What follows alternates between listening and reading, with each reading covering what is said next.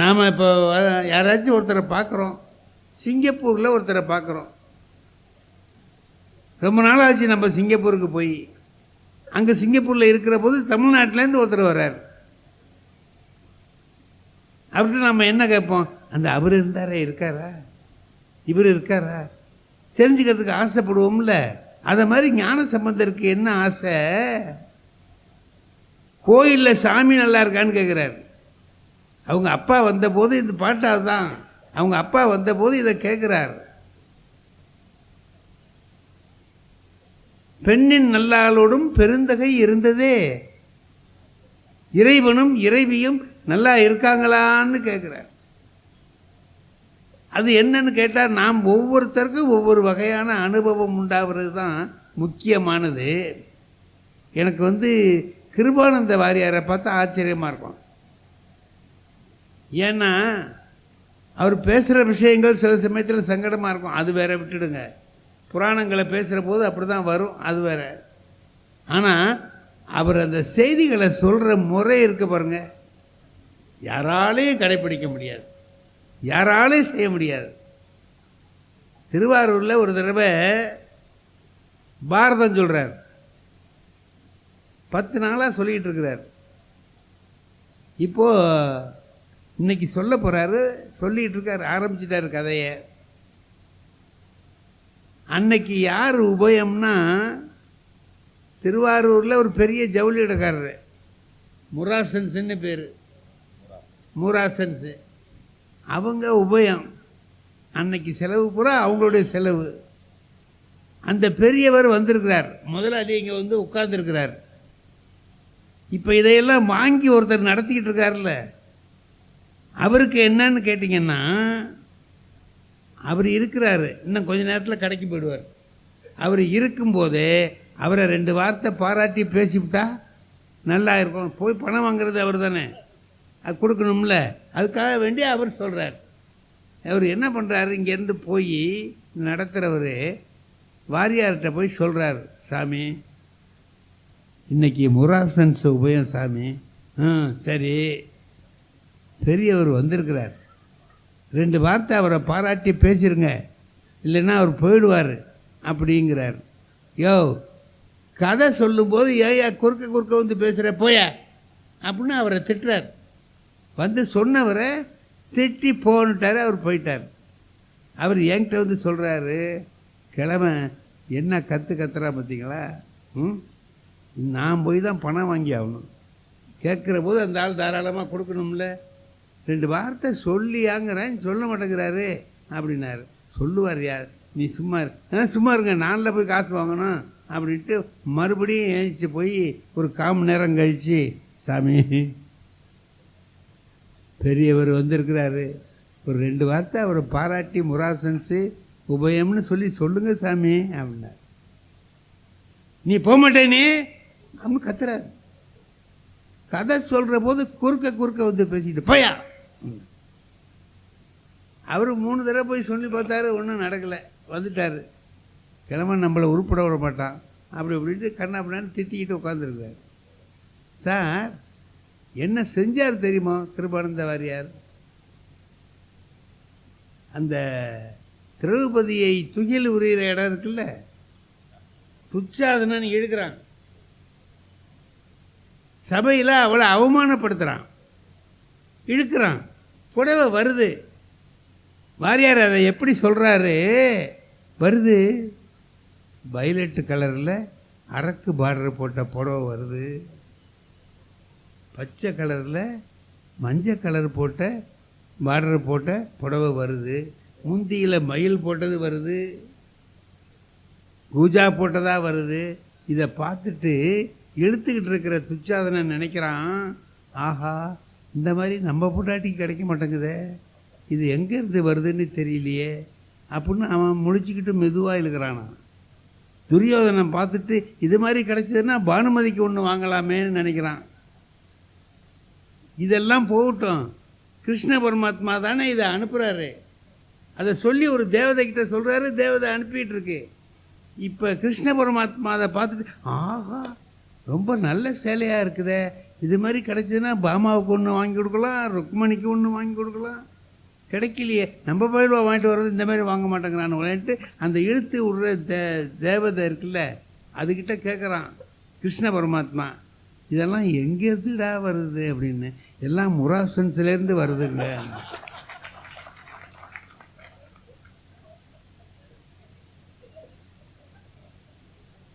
இப்போ முராசன்ஸுக்காரருக்கு எப்படி இருக்குங்கிறீங்க? இப்போ கிருஷ்ண பரமாத்மாவே நம்ம சேலையை தானே அனுப்பியிருக்கான்.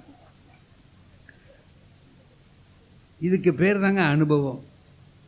நீ சொன்ன மாதிரி 2 வார்த்தை அவரை சொல்லிடலாம், அதுக்கு இந்த விளைவு இருக்கா, இந்த எஃபெக்ட் கிடைக்காது. இப்போ சொன்னது இருக்கு பாருங்க, அதை ஒரு கதை நிகழ்ச்சியோடு கொண்டு வந்து வச்சு பொருத்தி இவரை இந்த இடத்துல பாராட்டலாம்னு நினச்சிட்டு இருக்கார். அப்போ தான் ஒருத்தர் சொல்கிறார், இன்னைக்கு முராசன்ஸ் உபயம்தான்னார். அவங்க உபயமா? அதான் இங்கே எல்லாம் இப்படி பார்த்தீங்கன்னா ஒரே எல்லாம் வாடாமலர்களாக இருக்குது, தேவலோகத்துலேருந்து வந்தது மாதிரிலாம் இருக்குது அப்படின்னு சொல்லிட்டு 2 வார்த்தை பாராட்டி பேச. அனுபவம் இருந்தால் எதை எப்படி செய்யலாம்? மண்ணில் நல்ல வண்ணம் வாழலாம். நல்ல வண்ணம் வாழலாம்னா திருவள்ளுவர் கூட தான் சொல்கிறாரு, வையத்துள் வாழ்வாங்கு வாழ்பவன் வானுரையும் தெய்வத்துள் வைக்கப்படும்னு சொல்கிறார். வாழ்வாங்கு வாழ்கிறது எப்படி? வாழ்வாங்கு வாழ்ந்தா நீ தெய்வத்தில் போயிடுவடானேன்னு சொல்கிறார். சரி போகட்டும், எப்படி வாழணும், என்ன செய்யணும் சொன்னாரா? அம்னா அவர் பாக்கி சொல்லியிருக்கிறத பூரா கேட்டால் அதுதான் வாழ்வாங்கு வாழ்தல். மற்றதெல்லாம் என்னென்ன சொல்கிறாரோ அவ்வளதையும் கேட்டால். ஒன்று சொல்கிறேன், முல்லா இருந்தார்ல, நசருத்தீன் முல்லா, அவர் சொல்கிற கதைகள் பூராவும் பார்த்திங்கன்னா எல்லாமே ஒரு வேடிக்கையாக இருக்கும், அதுக்குள்ளே ஒரு கருத்து இருக்கும். அவர் ஒரு நாள் என்ன பண்ணுறாரு, கழுதையில் ஏறி இப்படி போகிறார், எங்கேயோ போகிறாரு. எதுக்கு அவருடைய நண்பர் ஒருத்தர் வந்தவர் கேட்குறாரு, முல்லா எங்கே போகிறீங்கன்னு கேட்டார். இதுக்கு ஏதாவது பதில் சொல்லணும்ல. என்ன கேட்டேன், எங்கே போகிறேன்னு கேட்டேன் அப்படின்ட்டு போயிட்டான்.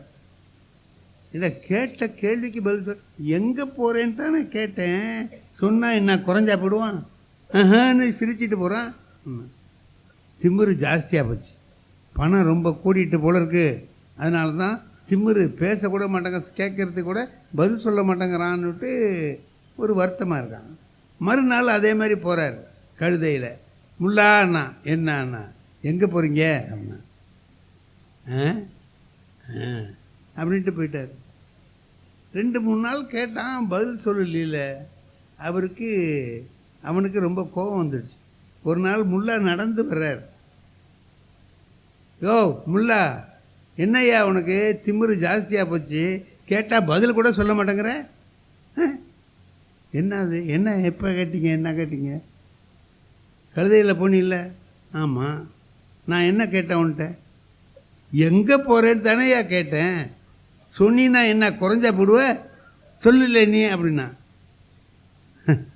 உங்களுக்கு என் கழுதையை பற்றி தெரியாதுன்னா, உங்களுக்கு என் கழுதையை பற்றி தெரியாததுனால நீங்கள் கேட்குறீங்க எங்கே போகிறேன்னு. என்னால் எப்படியா சொல்ல முடியும்? என் கழுதை இருக்க, அது ஒரு வினோதமான கழுதை, நான் சொல்கிறத அது கேட்காது. நான் கடத்தருவுக்கு போகணுன்னு சொல்லுவேன், அது ரயில்வே ஸ்டேஷனுக்கு போகும். நான் அதுக்காக வருத்தப்பட மாட்டேன். ரயில்வே ஸ்டேஷனில் என்ன வேலை இருக்கோ அதை பார்த்துக்குவேன். ஏதோ ரிசர்வேஷன் அது இது இருக்குன்னா அந்த வேலையை பார்த்துக்குவேன். இன்னும் ஒரு நாளைக்கு ரயில்வே ஸ்டேஷனுக்கு போகும்போது அது பஸ் ஸ்டாண்டுக்கு போகும். வருத்தமே பட மாட்டேன். பஸ் ஸ்டாண்டில் என்ன வேலை இருக்கோ அதை பார்த்துக்குவேன்.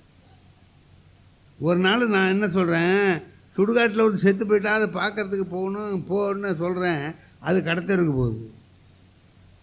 நான் பார்த்தேன், கடத்தூரில் பொண்டாட்டி வாங்கிட்டு வர சொன்ன சாமானத்தையும் வாங்கிட்டு போயிடுவோம், இப்போ இந்த வேலையை முடிச்சுக்கலான்னு சொல்லிட்டு வாங்கிட்டு போ. ஆனால் அந்த மாதிரி பொழுதை ஓட்டிக்கிட்டு இருக்கேன். நீ எங்கே போகிறேன்னு கேட்டால் நான் எதை நம்பிடா சொல்கிறது? அதுக்கு அவன் கேட்டான், சொன்ன பேச்சு கேட்காத கழுதையை ஏன் வச்சுருக்க, விற்றுவிட்டு வேறு கழுதை வாங்க வேண்டியது தானேன்னா. ஏய், ஓ பொண்டாட்டி சொன்ன பேச்சு கேட்குறாளாடான்னு கேட்டான். இல்லை. அதுக்காக விரட்டி விட்டியா? வச்சு தானே குடும்பம் நடத்துகிற. இந்த கழுதை போய் வேற ஒரு கழுதை வந்தால் அது மட்டும் நல்லா இருக்கும்னு என்னத்தை கண்டோம்? அது கீழே தள்ளி மண்ணை தள்ளி தலையில் கொட்டுறதா இருந்ததுன்னா என்ன பண்ணுறது? ஒன்று வச்சுக்கடா, கிடைச்சதை வச்சு வாழ கற்றுக்கணும் மனுஷன். கிடைக்காததை நினச்சி ஏங்கிட்டு இருக்கக்கூடாது. ஒரு பெரிய ஒரு விஷயத்தை எடுத்து சொல்கிறார். அதே மாதிரி தான் அவர்கிட்ட என்ன பண்ணுறான் ஒருத்தன், அவன் நண்பன் ரோமியோன்னு ஒருத்தன் வர்றான். அவனை கூப்பிட்டாரு, இங்கே வாடான்னார். வந்தான். அவன்கிட்ட இவர் சொல்கிறாரு, என் பொண்டாட்டி கண்ணை பார்த்தியா? அவர் பொண்டாட்டியை பற்றி அவன்கிட்ட சொல்கிறார். என் பொண்டாட்டி கண்ணை பார்த்தியா? என்ன இத்தினியோண்டுடா, பார்க்க அசிங்கமாக இருக்குது. உன் பொண்டாட்டி கண்ணு எப்படின்னு? அருமை இல்லை, மலர் மாதிரி இருக்கும் அப்படின்னா. அப்படியா? சரி. என் பொண்டாட்டி கூந்தலை பற்றியா? எலிவால் மாரி இத்தினோண்டு இருக்குடா, அசிங்கமாக இல்லை? உன் பொண்டாட்டிக்கு எப்படி அப்படின்னா? என் பொண்டாட்டிக்கு நான் நீண்ட கூந்தல், அருமையான கூந்தல், அடர்த்தியான கூந்தல், சுருளாக அப்படியே ஜம்முன்னு இருக்கும். அப்படியா? என் பொண்டாட்டி நடக்கிறத பார்த்துருக்கியா நீ?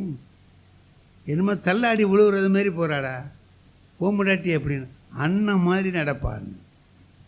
எல்லாத்தையும் கேட்டுட்டு முல்லா கேட்டார், அப்படிலாம் இருந்தும் ஏன்டா என் பொண்டாட்டி பின்னாலேயே சுற்றிக்கிட்டு இருக்கேன்னு கேட்டான்.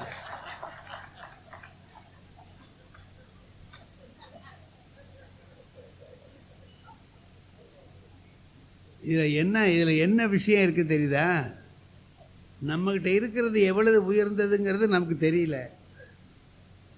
நம்மகிட்ட இருக்கிற பொருள் எவ்வளவு உயர்ந்தது அப்படிங்கிறத நமக்கே தெரியல. இன்னொருத்தன் சொல்ல வேண்டியதார். நல்ல பொருளை வச்சுக்கிட்டு தேவையில்லாத ஒன்றுக்காக அலையிறான் பாருங்க, அது மனிதர்கிட்ட இருக்கக்கூடிய ஒரு கெட்ட குணம். அதை சுட்டி காட்டுறான். அந்த கதையில் வர்ற விஷயம் என்னன்னா அதுதான். அந்த மாதிரி எல்லா இடங்களையும் இன்றைக்கி இருக்கிற நிலைமையில் பார்த்திங்கன்னா நல்லபடியாக வாழ்வது அப்படிங்கிறது ஒரு பெரிய வேலை. அதை கொஞ்சம் கஷ்டப்பட்டு தான் செய்யணும். ஏன் தெரியுமா? சின்ன பிள்ளைகள்லாம் கூட நம்ம சொல்கிறத கேட்கல. நாம் நல்ல விஷயங்களை சொன்னோம்னா ஏன் இருக்கிறேங்கிறான். அப்பாவே பிள்ளைகிட்ட சொல்கிறாருன்னு வைங்க. நாங்கள்லாம் அந்த காலத்தில் பள்ளிக்கூடத்துக்கு நடந்து தானேடா போனோம், சைக்கிளில் கூட போகலடா, 2 மைல் நடந்து போய் தான் நாங்கள் படித்தோன்னு. ஏன் அப்படி படித்த? இப்போ உள்ளவன் என்ன கேட்குறான்? ஏன் அப்படி படித்த? ஒழுங்காக சைக்கிள் வாங்கி கேட்க வேண்டியதுன்னு உங்கள் அப்பார்கிட்ட. உனக்கு தைரியம் இல்லை, அதுக்காக என்னையும் அப்படி இருக்க சொல்கிறியா? சைக்கிள் வாங்கி கொடுத்தா போகிறேன், இல்லை நான் போகல, பள்ளிக்கூடத்துக்கு போகல. இப்போ இந்த மாதிரி நிலைமை இருக்குல்ல, இதை வச்சுக்கிட்டு வாழ்கிறது எப்படி? நாம் வாழ்கிறது பிள்ளைங்கள்லாம் சொன்னபடி கேட்குறாங்க, வர்றாங்க. அண்ணன் சரியாக இருக்கான், தம்பி சரியாக இருக்கான், எல்லோரும் சரியாக இருந்தால் நல்லா வாழ்கிறத பற்றி கவலை இல்லை, வாழ்ந்துடலாம். நம்மகிட்ட மன உறுதி இருந்தால் நல்ல வண்ணம் வாழலாம். ஆனால் இப்படியெல்லாம் ஒரு கஷ்டமாக இருக்க, இதை வச்சுக்கிட்டு இப்படி வாழ்கிறது. எங்கள் வீட்டில் ஒரு பையன் சார் 5வது படிக்கிறான்னா ஒரு 10 வயசு இருக்கும். பக்கத்து வீட்டு பையன் எங்கள் வீட்டுக்கு வருவான், டிவி பார்ப்பான். ஒரு நாள் டிவி பார்த்துட்டு இருக்கான் சார். ஒரு பொண்ணு அதில் நடந்து போயிட்டு இருக்கிறவ டக்குன்னு மயக்க அடிச்சு விழுந்துட்டான். இந்த பையன் பார்த்துக்கிட்டு இருக்கிற பையன் 10 வயசு பையன் சொல்கிறான், ஆஹா கர்ப்பம் ஆயிட்டான்னா. அவள் மயக்கம் அடித்து தான் விழுந்திருக்கா. இவன் சொல்கிறான் கர்ப்பம் ஆயிட்டான்னா. எனக்கு ஓங்கி ஒரு அடியை கொடுத்தேன். ஏண்டா நீ எப்படா சொல்கிற அப்படின்னா, இருங்க நீங்களே சொல்லுவீங்க இன்னும் கொஞ்சம் நேரம் கழிச்சு, பேசாமல் பாருங்கன்னா. அவரை ஆஸ்பத்திரி கொண்டு போனேன், டாக்டர் சொல்கிறாரு இவன் கர்ப்பமாக இருக்கான்னு. நான் இவனை கேட்குறேன், எப்படா கரெக்டாக சொன்னேன்னு.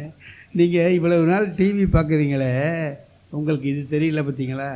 ஒரு பொண்ணு மயங்கி விழுந்தாலும் சரி, வாந்தி எடுத்தாலும் சரி, அவள் கர்ப்பமாக இருக்கான்னு அர்த்தம்னு 10 வயசு பையன் எனக்கு சொல்கிறான். இது காலம், இது இப்போ இருக்கிற காலம். அந்த பயல்கிட்ட என் மனைவி என்ன சொல்கிறாங்க, வீட்டுக்கு வேண்டியதாக இருக்குடா, அவங்க வீட்டில் மாடெல்லாம் இருக்குது, கொஞ்சம் சாணி எடுத்துகிட்டு வாடாங்கிறான். பசுஞ்சாணி கொஞ்சம் எடுத்துகிட்டு வா, வேண்டியதாக இருக்குது வீட்டுக்கு. எடுத்துகிட்டு வரேன். எடுத்துகிட்டு வர்றேன்னு சொல்கிறானே தேவ போக மாட்டேங்கிறான் சார். எடுத்து வரேன் பேசாமல் இருங்க. ஏடா இப்போ வேணும்டா எடுத்து, அதான் எடுத்துக்கிட்டு வரேன்னு சொல்லிட்டேன்ல, பேசாமல் இருங்க. இது 2-3 தடவை சொல்லி பார்த்தாங்க. என் மனைவி அவன் கேட்கல. அதோட என்ன பண்ணிட்டாங்க, பேசாமல் இருந்துட்டாங்க. பார்த்தாக்கா ஒரு 7 மணி இருக்கும் ராத்திரி. ஒரு கேரி பேக்கில் போட்டு சாணியை கொண்டாந்து கொடுக்குறான். ஏன் சொன்ன உடனே நீங்கள் கொண்டாந்து கொடுத்தாக்கா கெட்டு போயிடுவீங்களே, ஏன் இவ்வளோ நேரம் கழித்து கொண்டாடுறேன்னு. அத்தை உங்களுக்கு என்னை பற்றி தெரியலன்னு. என்ன இந்த தெருவில் உள்ள பயல்கள்லாம் ஒரு நல்ல விதமாக மதிப்போடு வச்சுருக்கானுவோ. சாணியை கையில் எடுத்து வர்றதை பார்த்தானுன்னா அடே சாணின்னு என்னை கூப்பிட ஆரம்பிச்சிருவானுவோ. அதுக்காக தான் கொஞ்சம் பொழுது போனோன்னு என் இமேஜையே கெடுக்க பார்க்குறீங்களேங்கிறான். 10 வயசு இவனை வச்சுக்கிட்டு நாம் என்ன செய்ய முடியுங்கிறீங்க? நல்ல வண்ணம் வாழலாம்னா இவனை வச்சுக்கிட்டு எப்படி வாழ்கிறது? இவன் நம்மளுக்கு புத்தி சொல்கிறவனாக இருக்கான். அவனை வச்சுக்கிட்டு நாம் எப்படி வாழ முடியாது. நம்ம வீட்டில் நம்ம மனைவி இருக்காங்க. மனைவியும் நாமும் சேர்ந்து வாழுகிற பொழுது அந்த வாழ்க்கை எப்படி இருக்கணும்? ஒன்று குடும்ப வாழ்க்கை மனிதனுக்கு, இன்னொன்று வெளி வாழ்க்கை. இதானே 2 தானே நமக்கு வாழ்க்கை. 2 அகம் புறம். வீட்டுக்குள்ளே எப்படி இருக்கணும் அவ்வளோதான். இன்னொன்று வெளியில் எப்படி இருக்கணும். நாம் போய் வியாபாரம் பண்ணுறோம், அலுவலகத்துக்கு போகிறோம், அங்கெல்லாம் எப்படி இருக்கணும், வீட்டுக்குள்ளே எப்படி இருக்கணும். ஒரு தடவை கணவன் மனைவி எப்படி இருக்கணும்னு பேரறிஞர் அண்ணா அவர்கள் ஒரு திருமணத்தில் பேசுகிற போது பேசினார். அருமையாக சொன்னார். நாகப்பட்டினத்துக்கு பக்கத்தில் அந்தனப்பேட்டை, அந்த பேட்டில் ஒரு கல்யாணத்தில் அவர் பேசுகிறார். நான் கேட்குறேன். அப்போ அவர் சொல்கிறார், கணவன் மனைவி எப்படி இருக்கணும், அவங்களுடைய வாழ்க்கை எப்படி இருக்கணும். ஒரு உதாரணத்துக்கு நான் சொல்கிறேன் அப்படின்ட்டு சொல்கிறார். ஒருத்தன் வர்றான், கணவன் வர்றான், நாளைக்கு லீவு, ஓய்வாக தானே இருக்க போகிறோம், வர்றியா கல்லணைக்கு போயிட்டு வரலாம், எங்கே போவோமே அப்படிங்கிற.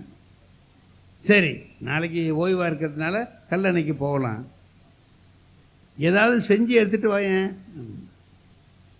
என்னங்க செய்ய? நீ என்ன நல்லா செய்விய செய். புளிச்சோறு கொடட்டுமா?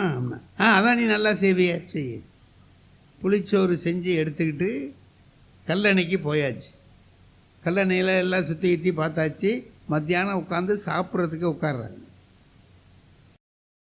இப்போ அந்த மனைவி என்ன செய்கிறா, ஒரு பிளேட்டை எடுத்து அதில் புளிச்சோரை வச்சு கொடுத்து சாப்பிடுங்கிறார். வாங்கி சாப்பிட வேண்டியதானங்க. இவன் என்ன சொல்கிறான், இப்படி தான் வீட்டிலே சாப்பிட்லாமே, அதுக்கு எதுக்கு கல்லணைக்கு வரணும்? என்னங்க இது, நீங்கள் தான் புளிச்சோறு செய்ய சொன்னீங்க, செஞ்சுட்டேன், எல்லாம் இருக்குது. அப்படி இருக்கும்போது ஏன் இந்த வீட்டில் இருக்கிற மாதிரி இருக்குங்கிறீங்க நீங்கள் அப்படின்னா. இது நீ வீட்லேயும் இந்த மாதிரி தான் ஒரு தட்டில் வச்சு கொடுப்ப, நான் வாங்கி சாப்பிடுவேன், இதானே நடக்கும். அது கல்லணைக்கு வந்தோம் அதானா, அப்புறம் என்னங்க செய்யணும் அப்படின்னு கேட்டேன். எனக்கு நீ எடுத்து ஊட்டி விடு. அவள் அதை சிரிச்சுக்கிட்டே ஒரு கை எடுத்து வாய் ஊட்டி விட்றான். சாப்பிட்டுட்டு சொல்கிறான், நீ புளி சோறுல கொண்டாடுறேன்னு சொன்னேன். ஆமாங்க, புளிச்சோறு தான் கொண்டாந்துருக்கேன். எங்கே புளிச்சோறு கொண்டாந்துருக்குற? சக்கரை பொங்கல்ல நீ கொண்டாந்துருக்குற.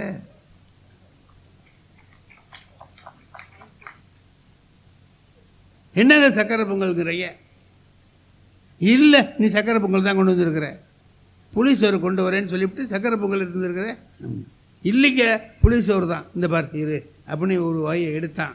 ஒரு புடியை எடுத்து அவளுக்கு ஊட்டி விட்றான். இப்போ நோக்கம் என்ன தெரியுதா?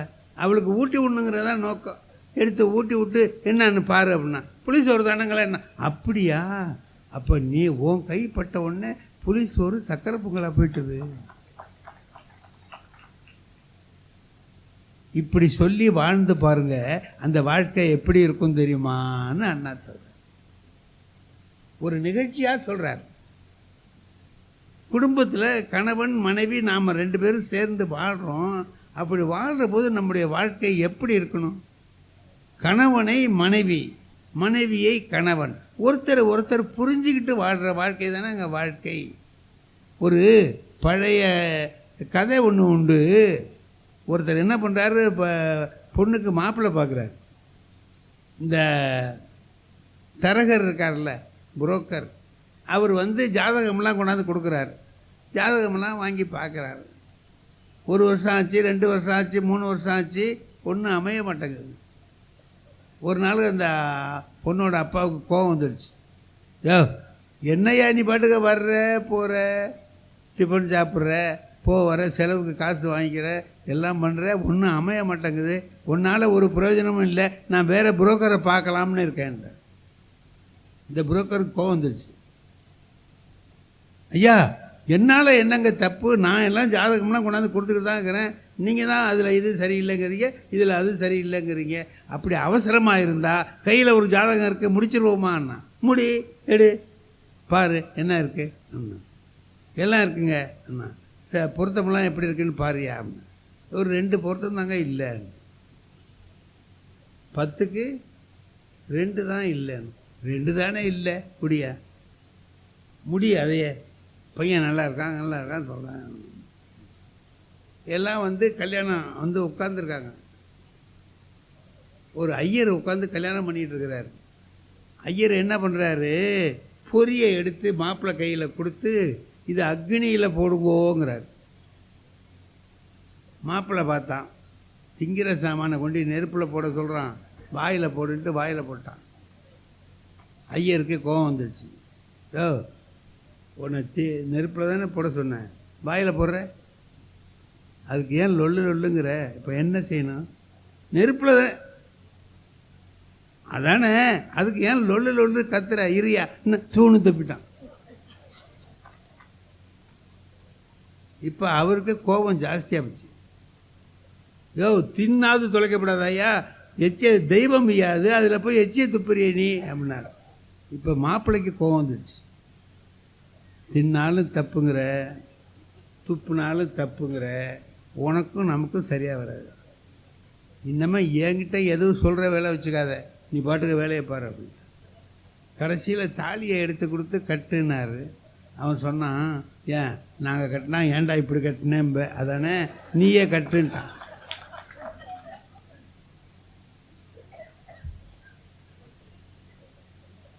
பொண்ணோட அப்பா பார்த்தான், என்னடா இவன் தாலியையே ஆள் விட்டு கட்ட சொல்கிறான், இவன் என்ன நடக்கும்னே தெரியலையே அப்படின்ட்டு இங்கே வாயான்னு இந்த புரோக்கரை கூப்பிட்டான்.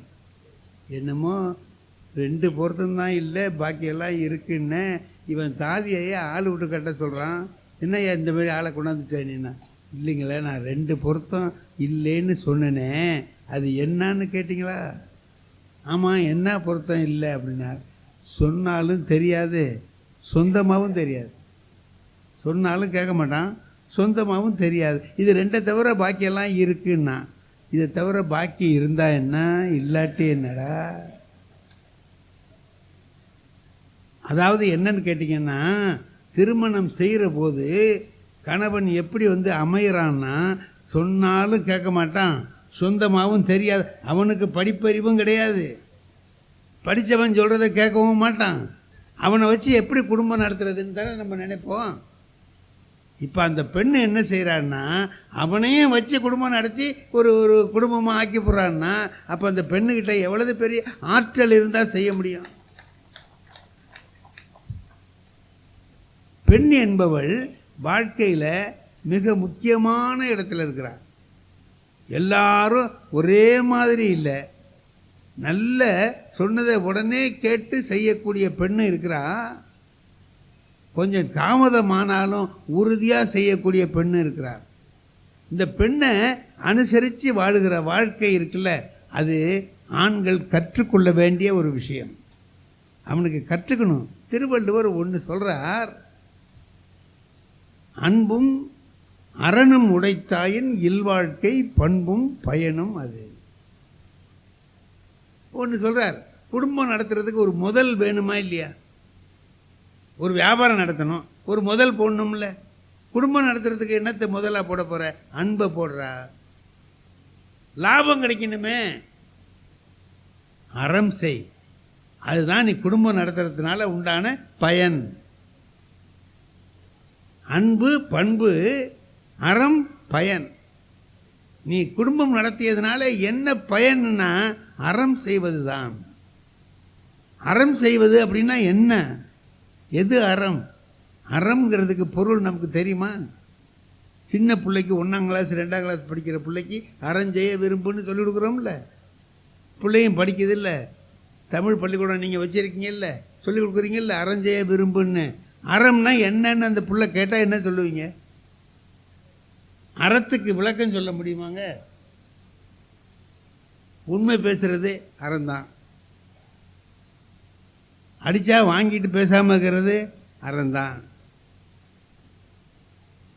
யாராவது திட்டினான்னா சரிதான் போட்டு போகிறது அறம்தான். யாராவது இல்லைன்னு கேட்குறவனுக்கு கொடுக்கறது அறம்தான். அப்போ எதுதான் அறம்? சுருக்கமாக சொன்னால் நல்லது செஞ்சால் அறம். அதை எப்படி சொல்கிறாரு? சென்ற விடத்தால் செலவிடாது தீது ஒரி நன்றின்பால் உய்ப்பது அறிவுன்னு.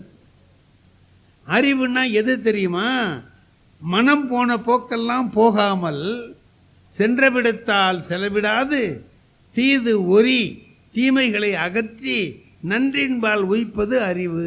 ஒன்று சுருக்கமாக சொன்னால் நல்லது செஞ்சார் அறிவு தான் அறம். நல்லது எது செய்கிறியோ அதெல்லாம் அறம், தீயது எது செஞ்சால் மரம். அறத்தை செய்யணும்னா எதிரா அறம் கேட்குறானே. கர்ணன் இருந்தான். கர்ணன் என்ன பண்ணான்? அவனுக்கு கர்ணனுடைய வாழ்க்கையில் பார்த்தீங்கன்னா நாம் என்ன சொல்கிறோம்? மாதா பிதா குரு தெய்வம், 4 தான் நமக்கு துணை இல்லையா? அம்மா அப்பா குருநாதர் தெய்வம், இது 4 துணை. அவனுக்கு அந்த 4மே துணை இல்லையே. பெத்த தாய் பிறந்த உடனே பொட்டியில் வச்சு விட்டுடுறான் ஆற்றுல. அவள் பொறுப்பை கழிச்சு விட்டுட்டா. தந்தை யார்? சூரியன். அவன் கண்டுக்கவே இல்லை. பிள்ளைய சான்றோன் ஆக்குதல் தந்தைக்கு கடனேன்னா அவன் சான்றோனாவும் ஆக்கலை, ஈன்றோனாவும் ஆக்கலை. அவன் பட்டு விட்டான். குரு எப்படி இருக்கணும்? குரு எப்படி இருக்கணும்? பாடம் சொல்லிக் கொடுக்கணும், நல்லதை கற்றுக் கொடுக்கணும். யார் வந்தாலும் பாடம் சொல்லிக் கொடுக்கணும். இவனுக்கு வாய்ச்ச குரு யார்? பரசுராமர். பரசுராமர் என்ன பண்ணாருங்க? பாடம்லாம் சொல்லிக் கொடுத்தாரு. போன போது சொன்னார், நான் பிராமணனுக்கு தான் சொல்லிக் கொடுப்பேன், க்ஷத்திரியனுக்கு சொல்லிக் கொடுக்க மாட்டேன்ட்டார். இவன் என்ன பண்ணான்? பிராமணன் மாதிரி ஒரு பூணூல் போட்டுக்கிட்டு திருநீர்லாம் இட்டுக்கிட்டு அப்படி போய் நின்னான். அவன் நான் பிராமணன்னு சொல்லலை. கர்ணன் அவன் வாயால் சொல்லலை. இந்த கர்ணன் என்ன பண்ணுறான்? இப்போ இந்த கற்றுக்கணுங்கிற ஆசை துரோணாச்சாரியார் நடத்திட்டு இருக்கிற இடத்துல போய் எட்டி நின்று பார்க்குறான். எப்படி வில் வித்தையை சொல்லிக் கொடுக்குறாரு என்னங்கிறத பார்க்குறான். அந்த பார்த்ததுக்கும் இங்கே நிற்கக்கூடாது போடான்னு விரட்டுறார். இது அரசர்கள் படிக்கிற இடம், இங்கே நீ இருக்கக்கூடாது போன்னு விரட்டுறார். அவன் அப்படியே இல்லை. அப்புறம் போய் பரசுராமர்கிட்ட போய் கேட்குறான். பரசுராமர் என்ன பண்ணார்? எல்லாம் சொல்லி கொடுத்தார். ஆனால் அப்புறம் தான் ஒரு நாளைக்கு தெரியுது இந்த தொடையில் வண்டு தொலைச்சி ரத்தம் ஓடுது. பார்த்தோன்னே அவர் சொன்னார், ஒரு பிராமணன் இப்படி தாங்க மாட்டான், நீ சத்திரியன், என்கிட்ட பொய் சொல்லி படிச்சுட்ட, ஆகையினால என்னிடம் கற்ற கல்வி உனக்கு ஆபத்துக்கு உதவாது, போ. இதான் வாத்தியார். நான் என்கிட்ட படிக்கிறான், டியூஷன் ஃபீஸ் கொடுக்கல, பரீட்சை அன்னைக்கு நினைப்பு வராது போடான்னா அது மாதிரி தானே இருக்குது இது. அவன் இவர் சொன்னபடி இல்லை, அதுக்காக வேண்டி உனக்கு அது பயன்படாது போன்னு சொல்லிடுறார்.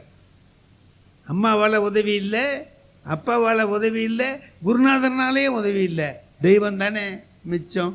தெய்வம் என்ன பண்ணுச்சு? தெய்வம் காப்பாற்றும் இல்லையா? தெய்வத்தினுடைய வேலை என்ன? நம்ம காப்பாற்றுவது தானே.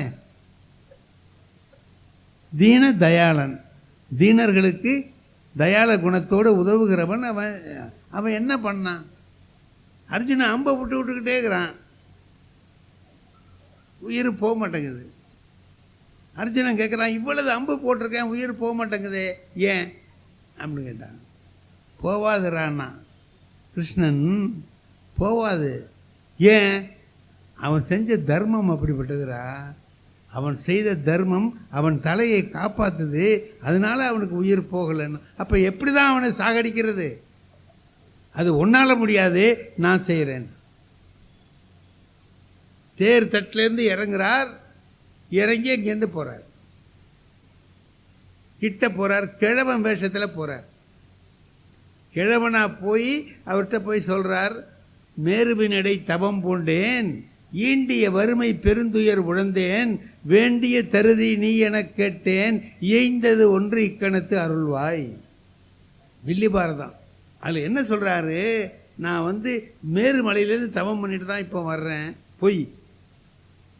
தேர்லேருந்து இறங்கி வர்றாரு, மேருமலையிலேருந்து வர்றேன்னு சொல்கிறார். பொய் தானே சொல்கிறார். ரொம்ப வறுமையில் கிடந்து கஷ்டப்படுறேன். பொய். அடுத்த பொய். உன்னால் என்னாவது முடிஞ்சதை கொடு கேட்குறார். இப்போ அவன் என்ன செய்வான்? யார் எது கேட்டாலும் கொடுக்கிற தன்மை உடையவன் கர்ணன். இப்போ இவர் கேட்குறத கொடுக்க முடியலையே அவனுக்கு. அவன் என்ன பண்ணுவான்?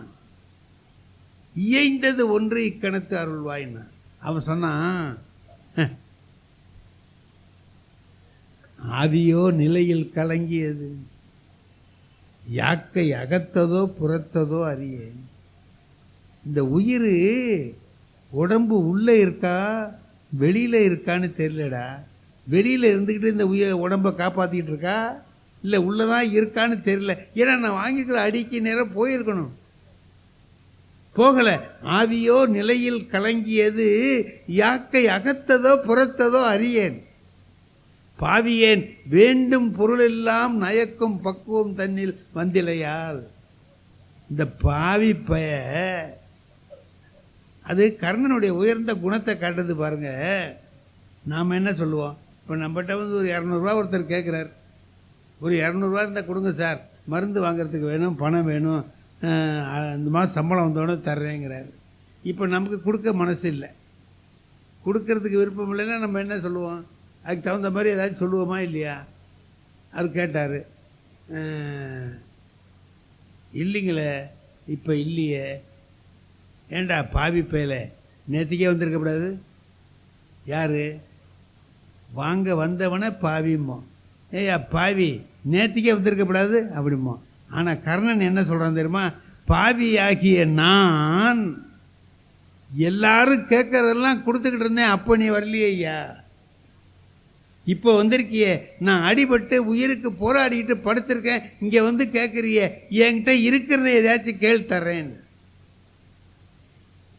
என்கிட்ட என்ன இருக்கோ அதை கேள் தர்றேன் அப்படின்னா. ஒன்றியபடி கண்ணன் என்ன பண்ணா? ஒன்றியபடி நின் புண்ணியம் அனைத்தும் உதவுக, உங்ககிட்ட இருக்கிற புண்ணியத்தெல்லாம் கொடுன்னு கேட்டான். இப்போ அவனுக்கு தெரிஞ்சு போச்சு, எவனாவது புண்ணியத்தை வாங்குவானோ? புண்ணியத்தை வாங்கி என்ன புண்ணியம்? நீங்கள் சேர்த்து வச்ச புண்ணியத்தை நான் வாங்கி எனக்கு என்ன புண்ணியம்? அது உங்களுக்கு தான் புண்ணியம். நானே பாவம் பண்ணியிருக்கிறேன், பாவியாக இருக்கேன்னா அதை நான் வாங்கினதுனால சரியாக வந்துடுமா? வராது. நான் செய்த பாவத்துக்கு ஏற்றவற்றை நான் அனுபவிக்கணும் இல்லையா? அப்போ ஒன்றிய நின் புண்ணியம் அனைத்தும் அவன் புரிஞ்சுக்கிட்டான். வந்திருக்கிறவன் கிழவன் அல்ல, வந்திருக்கிறவன் கிழவன் அல்ல, இவன் வந்திருக்கிறவன் பரமாத்மா தான் வந்திருக்கிறான். மாறு வேஷத்தில் வந்திருக்கான், எல்லாத்தையும் புரிஞ்சுக்கிறான். ஒன்றியபடி புண்ணியம் அனைத்தும் கொடுன்னா அவன் சொன்னான், நல்ல வேலை இருக்கிறத கேட்டேன்னா. முகமலர் மலர்ந்து, முகமலர் அவனுக்கு அப்படியே மலர்ந்து போச்சான் முகம். நல்ல வேலையாக இருக்கிறத கேட்டானே. இப்போ ஒரு தங்க சங்கிலி கொடுன்னா கொடுக்க முடியுமா? வீட்டில் இருந்தால் 100 சங்கிலி கொடுக்கலாம், ஆனால் வீட்டில் இருக்கு, இங்கே இல்லையே. புண்ணியத்தை நல்ல வேலை புண்ணியம் இருக்கு கொடுத்துடலாம். இந்த தரேன் அப்படின்னா தாரை வார்த்து கொடு, தாரை வார்த்து கொடு. இப்போ 2 பேரில் யார் கலங்கி போயிட்டான்னு பாருங்க. கர்ணன் ஸ்டெடியாக இருக்கான், வாங்க வந்தவன் கிருஷ்ண பரமாத்மா. ஒன்று வச்சுக்கோங்க, வாங்க வந்தவன் கொடுக்குறேன்னு சொல்லலாமோ? நம்ம வீட்டுக்கு ஒரு பிச்சைக்காரன் வர்றான்னு வச்சுங்களேன், நம்ம வீட்டில் இருக்கிற பழையதை எடுத்து போடுறோம். அது 3 நாள் ஐட்டம் நம்ம மோசமாக இருக்குது. அவன் வாங்கி தொலைச்சிட்டு கொண்டு போய் கொட்டிட்டு போயிடுறான். இன்னும் ஒரு நாள் வர்றான், நம்ம அதுமாரி எடுத்துகிட்டு வர்றோம். ஏம்மா அந்த பழையது தானேன்னு கேட்பான்ல. ஆமாம், அது நீங்கள் உங்கள் ஐயாவுக்கு போடுங்க அப்படின்னு சொல்லிவிட்டு இன்னொன்று சொல்கிறான். நான் போகிற இடத்துல இட்லி தோசை கிசை கிடைத்தா கொண்டாந்து தரவான்னு கேட்குறேன். இது எவ்வளோ பெரிய அவமானம். இப்போது இவன் கேட்குறான், கிருஷ்ணன் வாங்கிறதுக்கு வந்த கிருஷ்ணன் வாங்குறவன் எப்பவும் கொடுக்க மாட்டான், கொடுக்குறவன் எப்பவும் வாங்க மாட்டான். நீங்கள் என்கிட்ட ஏதாச்சும் ஒரு 2 ரூபா வாங்கிடுங்க பார்ப்போம். ஏன்னா நான் வாங்குறவன், கொடுக்க மாட்டேன். இப்போ ஜிவி இருக்கிறாரு, அவரை வாங்க சொல்லுங்கள், வாங்க மாட்டார். ஏன்னா அவர் கொடுக்குறவர். ஏன்னா இன்றைக்கி எனக்கு அவர் தான் கொடுக்க போகிறார்.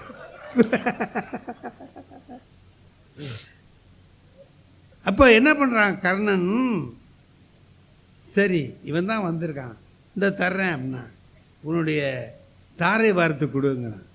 ஒன்றை கொடுக்கணும்னா தாரை வார்த்து கொடுக்கணும், கொடுன்னா. தாரை வாக்கிறதுக்கு எங்கே தண்ணி இருக்கு? தண்ணி இல்லையில. மருமத்து அம்பின் வாய் அம்பால், மருமத்தில் நெஞ்சில் பாய்ந்திருந்த அம்பை பிடுங்கினா அதுலேருந்து ரத்தம் பேரிட்டு ஊற்றியது, அதில் இருந்தால் எடுத்துக்கோன்னு கொடுத்தான். இப்போ என்ன ஆயிட்டு தெரியுமா நிலைமை? அவன் அதை எதிர்பார்த்து வரல. புண்ணியத்தை கேட்டால் இவன் கொடுக்க மாட்டான். பைசாவாக கொடுத்து சேர்த்த புண்ணியம் அதை நம்மகிட்ட கொடுத்துருவானா? கொடுக்க மாட்டான். என்ன பண்ணலான்னு நினச்சிக்கிட்டு தான் போகிறான்.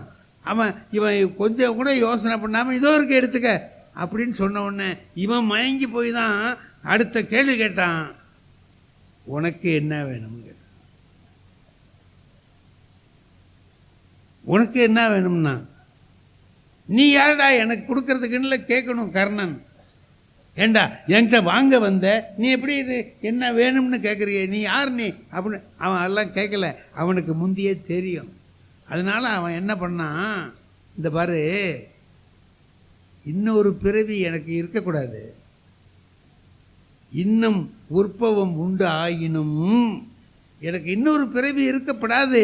ஒரு கால் இருந்தால் அந்த பிறவியிலையும் இல்லை என்று இறப்போர்க்கு இல்லை என்று உரையா இதயம் நீ அளித்தருள். யாராவது என்கிட்ட வந்து இல்லைன்னு கேட்டான்னா அவனுக்கு நான் இல்லைன்னு சொல்லக்கூடாது, கொடுக்கணும். கொடுக்கறதுக்கு பணம் கொடுன்னு கேட்கல, அவன் மனம் கொடுன்னா. மனம் இருந்தால் பணத்தை நான் சேர்த்துக்க வேண்டா. இப்போ நான் இவ்வளோ பேருக்கு கொடுக்குறேனே, நான் சம்பாதிச்சா கொடுத்தேன்? இல்லை, எனக்கு வந்ததை கொடுத்தேன். மனசை கொடுன்னு கேட்டான். இறைவன்கிட்ட போய் ஒரு நல்லது கேட்டால் இறைவன் என்ன செய்வானா, 1க்கு 3 கொடுப்பானா. கெட்டது கேட்டால் உள்ளதையும் அழிச்சு விடுவான். இப்போ அவன்கிட்ட நல்லது கேட்டான், மனம் கொடு. அடுத்த பிறவி ஒன்று இருந்தால் யாராவது வந்து இல்லைன்னு என்கிட்ட கேட்டாங்கன்னா இல்லைன்னு சொல்லக்கூடாது, அதுமாரி மனசை கொடு அப்படின்னா. அவன் சொன்னான், ஈகையும் செல்வமும் எய்தி முத்தியும் பெருதி முடிவில் என்றான். என்ன அர்த்தம் தெரியுமா? ஈகை குணத்தை கொடுத்தேன், கொடுக்கணுங்கிற மனசு உனக்கு இருக்கும். மனம் இருந்தால் போருமா? பணம் வேண்டாம், பணத்தையும் கொடுக்குறேன். அதுக்கு மேலே முக்தியும் பெருதி முடிவில் என்றான். கடைசியில் வீடு பேற்றையும் அறைவாய். இவன் கேட்டது 1, அவன் கொடுத்தது 3. ஏன்னா அவன் நினச்சி பார்க்கல. வாங்க வந்தவனையே கொடுக்குறவன் அசத்தி போடுறான். இதை நாங்கள் ஒரு கதை சொல்லுவோம். ஒரு சாதாரண விறகு வெட்டி ஒருத்தன், அவனுக்கு நிறைய பரிசு கிடைச்சிருக்குது. இந்த கிராஸ் வேர்ட்ஸ் அப்போல்லாம் எழுதுவாங்கல்ல, அதில் ஒரு 2 கோடி ரூபா பணம் கிடைச்சிருது. இதை வந்து அந்த பம்பாயில் கம்பெனி நடத்துகிறவன் என்ன பண்ணான், யோசனை பண்ணி இவன் அட்ரஸை பார்க்குறான். ஏழையாக இருக்கான். ஐயோ, ஒரு ஏழைகிட்ட போய் 2 கோடின்னா திடீர்னு மயக்காணிச்சு விழுந்தாலும் விழுந்துருவான்டா. அவன் 2 ரூபா 1 ரூபாயை கூட பார்த்துருக்க மாட்டான். 2 கோடின்னா அவன் என்ன பண்ணுவான்? கொஞ்சம் பக்குவமாக சொல்கிறதுக்கு ஒரு சைக்காலஜி தெரிஞ்சவனை அனுப்பணும் அப்படின்னு சொல்லி மனோ இயல் தெரிஞ்சவனை அனுப்புகிறான். மனோதத்துவவாதியை ஒருத்தரை அனுப்புகிறான். அந்த டாக்டர் வர்றான். வந்து இவன்கிட்ட காலையில் காட்டியும் வந்தான். வந்து கேட்குறான், நீங்கள் தான் ராமசாமியா? ஆமாம். நீங்கள் அந்த கிராஸ் வேர்ட்ஸ் எல்லாம் எழுதுவீங்களோ? எழுதியிருக்கேன், நான் எப்போ பார்த்தாலும் எழுதிக்கிட்டே இருப்பேன், அது ஒன்றும் வராது. வந்ததுன்னா வந்தால் வரட்டும். சரி, எவ்வளவு பரிசு கிடைக்கும்னு நீங்கள் நினைக்கிறீங்க? எவ்வளவு கிடைக்கும்? சரி, ஒரு 500 ரூபா கிடைச்சா சந்தோஷமாக இருக்கும். கிழிஞ்ச வேட்டியை தூக்கி போட்டுட்டு ஒரு நல்ல வேட்டியை வாங்கிக்குவேன். சரி, 10,000 ரூபா கிடைச்சிதுன்னா, அந்த கடையில் இந்த கடையில் வாங்கியிருக்கிற கடனை கொடுப்பேன், அவ்வளோதான். 1,00,00,000 ரூபா கிடைக்கிதுன்னு வைங்க அப்படின்னா, என்னையா எல்லா கடனையும் கொடுத்துட்டு ஒரு சின்னதாக வீடு கட்டிக்கிட்டு இருப்பேன், இது ஒரு பெரிய விஷயமா அப்படின்னா. 2 கோடியும் உங்களுக்கே விழுந்ததுன்னா அப்படின்னா, 2 கோடியும் விழுந்தா 1 கோடி உனக்கு தரேன்டா அப்படின்னா, அவன் விழுந்து செத்து விட்டான். வந்த டாக்டர் விழுந்து செத்து விட்டான். இவன் அவனுக்கு ஃபோன் பண்ணி, உன் ஆள் செத்து போயிட்டான், வந்து அழைச்சிட்டு போ அப்படிங்கிறான். அவன் 2 கோடியை கொண்டாந்து கொடுத்துட்டு அவனை தூக்கிட்டு போகிறான். எதுக்கு சொல்கிறேன்? யார் என்ன செய்வான்னு தெரியாது, மயங்க அடிச்சுடுறான்ல. கர்ணன் அந்த மாதிரி என்ன பண்ணிட்டான், கிருஷ்ண பரமாத்மாவையே திகைச்சு போகும்படியாக வச்சுட்டான். அதான் அவன் ஒன்று கேட்டான், 3 தரேன் போ என்று சொன்னான். வாழ்வது எப்படி? நம்மை படைத்த கடவுளே பார்த்து வியப்படையும்படியாக வாழுகிற வாழ்க்கை தான் வாழ்வாங்கு வாழுகிற வாழ்க்கை. அந்த வாழ்க்கையை வாழ்வதைத்தான் ஞானசம்பந்தர் சொல்லுகிறார், நல்ல வண்ணம் வாழலாம், மண்ணில் நல்ல வண்ணம் வாழலாம். ஆகவே அப்படிப்பட்ட வாழ்வை நாம் வாழ்வதுதான் நாம் ஒரு மனிதனாக பிறந்ததற்கு நாம் செய்ய வேண்டிய ஒரு செயல் ஆகும் என்பதை சொல்லி அருமையாக இந்த இடத்துல செஞ்சார். நீங்கள்லாம் கேட்குறத பார்த்தா எப்படி இருக்கு தெரியுமா? நீங்கள் இவ்வளவு அமைதியாக உட்காந்து யாராச்சும் 10 பேர் எழுந்தா நிறுத்திடலான்னு பார்க்குறேன், 2 பேரும் எழுந்தா நிறுத்திடலான்னு பார்க்குறேன், ஒருத்தருமே எழுந்திருக்கல. அப்படி பார்க்கும்போது மனுஷனுக்கு பேசுகிறவனுக்கு என்ன வரும் தெரியுமா? ஆசை, இன்னும் 1 மணி நேரம் பேசலாம். ஆனால் அமெரிக்காவில் நடந்தது நடந்துடும். அமெரிக்காவில் ஒருத்தன் காலையில் 10 மணிக்கு பேச ஆரம்பித்தான் சார், மத்தியானம் 1 மணிக்கு சொன்னான், இனிமேல் விஷயத்துக்கு வருவோம்னா. எவ்வளோ நேரம் பேசியிருக்கான்? 3 மணி நேரம் பேசியிருக்கான். இனிமேல் விஷயத்துக்கு உட்காந்துருந்தவங்களாம் பார்த்தான். அப்போ இது வரைக்கும் விஷயம் சொல்லலையா? அப்போ அந்த 3 மணி நேரத்துக்கு இனிமேல் தான் விஷயத்தையே சொல்ல போகிறானா? விஷயம் இல்லாமலே 3 மணி நேரம் பேசுகிறான்னா இவன் விஷயத்தை எவ்வளோ நேரம் சொல்லுவான்? இப்படிலாம் எல்லோரும் யோசனை பண்ணிக்கிட்டு உட்காந்தான்.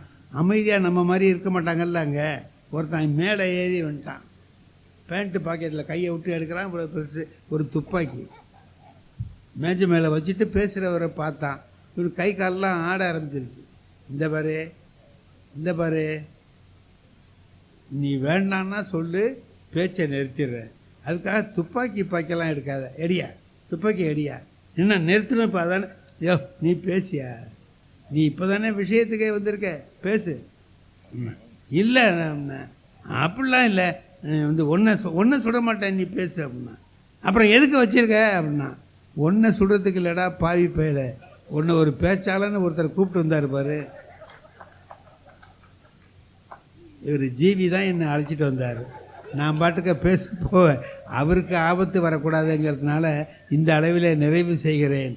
நன்றி, வணக்கம்.